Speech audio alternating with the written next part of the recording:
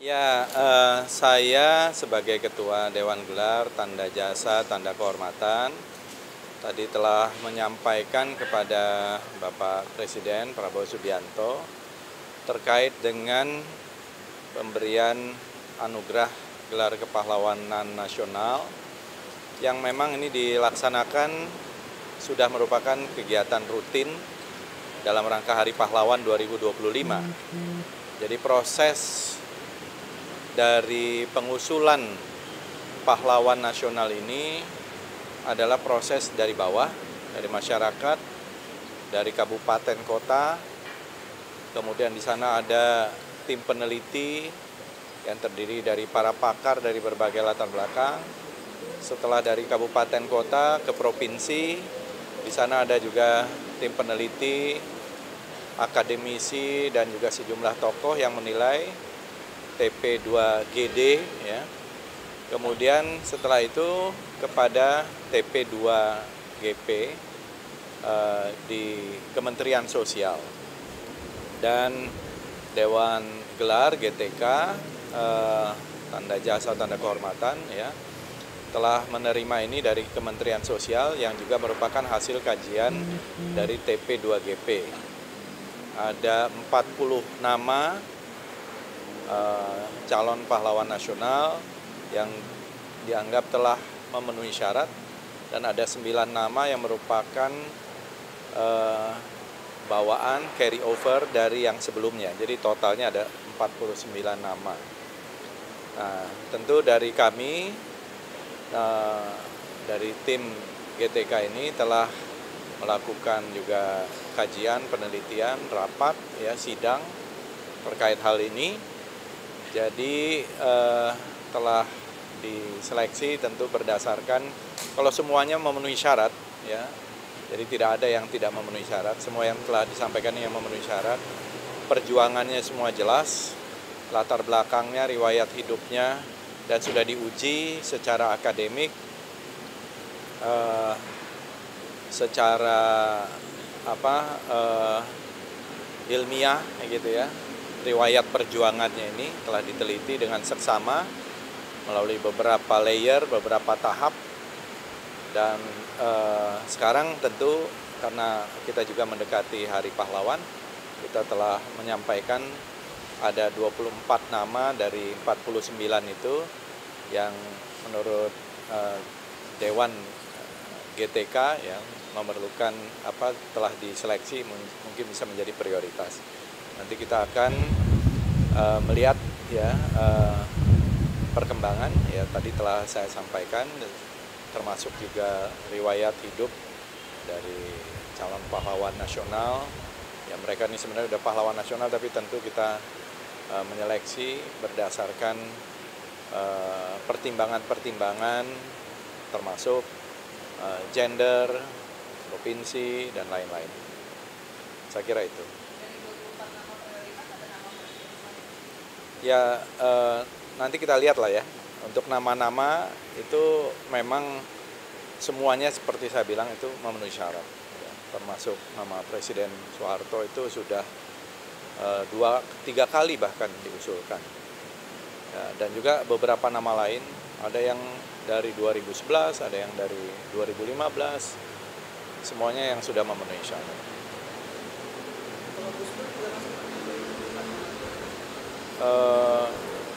Itu juga termasuk yang kita seleksi, ya, semuanya saya kira memenuhi syarat juga.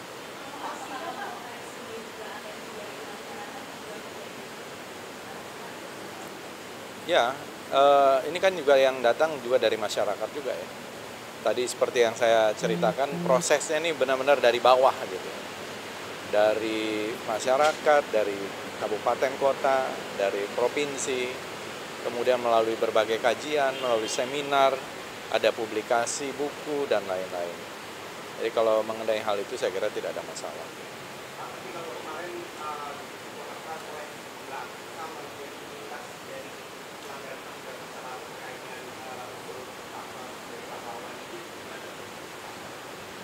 Ya, saya kira itu sebagai masukan, ya, masukan. Tapi kita akan melihat jasa-jasanya yang luar biasa.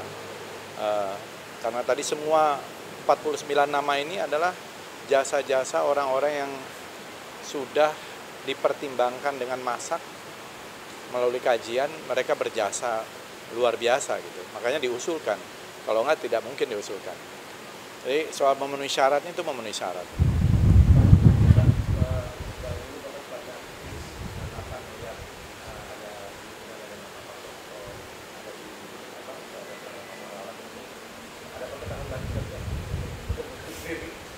Oh, kalau saya nggak ada.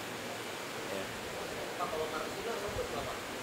Ya itu kan termasuk yang diusulkan juga ya, diusulkan oleh tokoh-tokoh buruh ya, dan banyak juga organisasi buruh yang mendukung itu, dan juga diusulkan dari pemerintah tadi, kabupaten kota, dari provinsi. Itu termasuk nama dari 49 nama itu. Ya tentu akan diseleksi lagi. Ya, sementara ya termasuk oleh kami sendiri ya, akan disortir lagi gitu ya. Kira-kira untuk disampaikan nanti kepada presiden. Memang selama ini dalam sejarahnya kita tidak pernah ada ketentuan mengenai jumlah. Tetapi memang selama ini dari usulan itu tidak selalu sama dengan yang kemudian diputuskan menjadi pahlawan nasional. Jadi ada yang misalnya usulannya pernah 10 yang dijadikan pahlawan nasional, dalam keputusan menjadi 5 misalnya, contoh ya seperti itu. Jadi tidak selalu yang diusulkan termasuk melalui proses ini sesuai dengan jumlah pengusulannya. Jadi ini sangat tergantung juga. Karena memang ini kan masih akan ada lagi juga tahun depannya lagi, dan seterusnya. Soal ketegasan aja Pak, ini kan soal Pak Harto ini mendapatkan cukup kontroversi ya. Berarti kalau dari GTK sendiri melihat Pak Harto memenuhi syarat ya Pak untuk di... Yang mengatakan memenuhi syarat itu bukan hanya dari GTK, dari kabupaten kota, dari provinsi, dari TP2GP. Yang di dalamnya juga, di dalam TP2GP juga akan ada sejarawan, ada macam-macam tuh orang-orangnya di dalam itu. Ada sejarawan, ada tokoh agama, ada akademisi, ada aktivis, ya. Kemudian di Kementerian Sosial dibawa ke kami. Jadi memenuhi syarat dari bawah, dari beberapa layer itu sudah memenuhi syarat, nggak ada masalah. Dan itu datangnya dari masyarakat juga.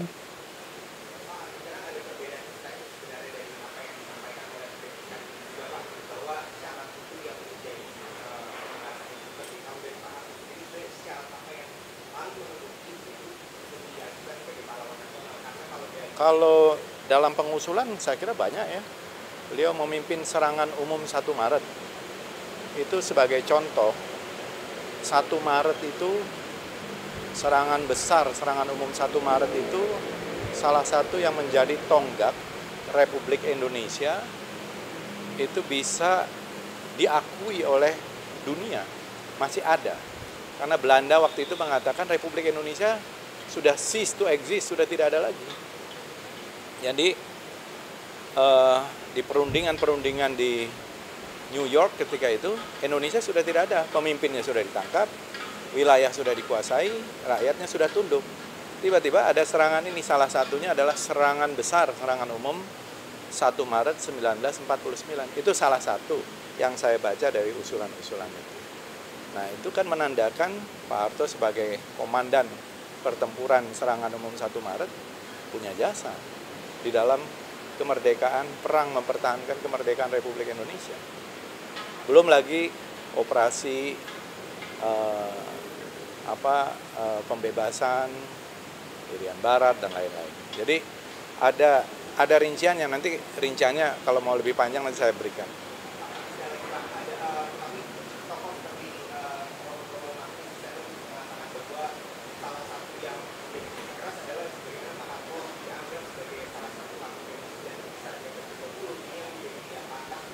Nggak pernah ada buktinya, nggak pernah terbukti. Pelaku genosida apa nggak ada. Saya kira nggak ada.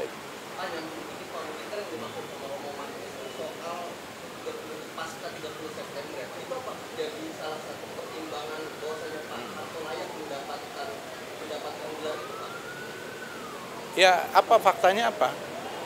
Ada yang berani menyatakan fakta? Mana buktinya? Kan kita bicara sejarah dan fakta dan data gitu. Ada nggak? Nggak ada kan? Saya kira itu. Dan Pak Prabowo juga tadi, Pak Presiden menyampaikan bahwa perlu istana-istana, keraton-keraton, kerajaan-kerajaan, saya sebagai Menteri Kebudayaan untuk memperhatikan, untuk ikut memperbaiki, merenovasi, merevitalisasi. Ini pelan-pelan sedang kita laksanakan. Jadi beliau sangat peduli bahwa ini adalah warisan budaya yang penting, cagar-cagar budaya yang penting. Jadi tadi juga menyampaikan pesan tersebut.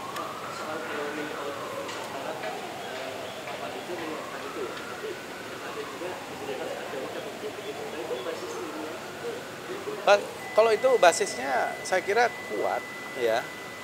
Bahkan sudah ada yang membuat teori out of Asia. Selama ini kan selalu dikatakan teorinya itu manusia itu dari Afrika. Semua manusia katanya dari Afrika. Teori ini udah di-challenge dengan hipotesa juga multi-region migration gitu ya. Jadi tidak selalu bisa juga dari Asia ke Afrika, ke Eropa dan sebaliknya. Jadi saya mengatakan out of Nusantara itu karena banyak sekali temuan-temuan dari sini. Itu pun ya subjek untuk diteliti kembali. Lukisan-lukisan purba kita umurnya 51.200 tahun. Dan temuannya banyak. Di Maros Pangkep ada 700-an lukisan-lukisan purba yang umurnya paling tua 51.200 tahun. Di Gua Sangkurilang di Kalimantan Timur itu ada 58 gua dan ada 2.500 panel.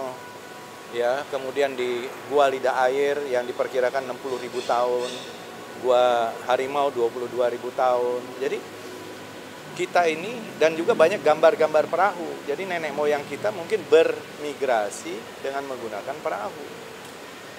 Nah, itu eranya Homo sapiens, eranya Homo erectus ya kita tidak tahu. Itu temuannya paling banyak 60% ada di sini juga.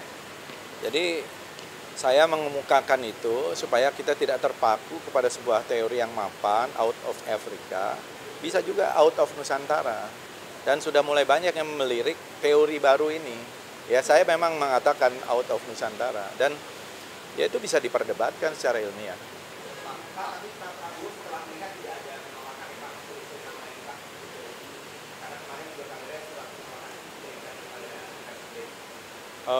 Iya saya kira beliau kan menerima masukan dari bawah, ya.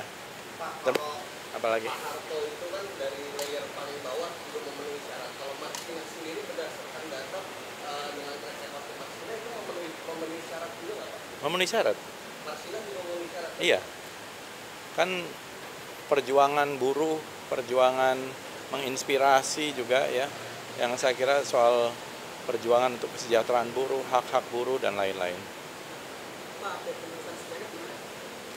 Penulisan sejarah sudah selesai dari bulan Agustus, sekarang dalam proses editing. Mudah-mudahan nanti bulan depan saya kira, ini saya sendiri sampai hari ini belum lihat. Karena yang menulis ini adalah para sejarawan, 34 perguruan tinggi yang terlibat. Ya. Jadi di Kementerian Kebudayaan itu baru didirikan kembali Direktorat Sejarah. Tadinya Direktorat Sejarah ini sudah almarhum. Ya, kita hidupkan kembali karena katanya sejarah ini penting, katanya gitu loh. Nah, kalau ada direktorat sejarah, berarti ya harus menulis sejarah dong. Kalau nggak untuk apa ada direktorat sejarah?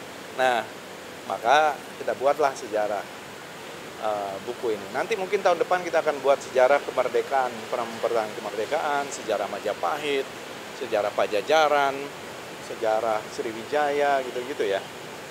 Jadi ini belum selesai dan saya juga belum lihat karena ada proses editing, editor jilid, editor umum, proofread, bahasa dan lain-lain. Mudah-mudahan. Terima kasih ya teman-teman. Download Tribun X sekarang. Menghadirkan lokal menjadi Indonesia.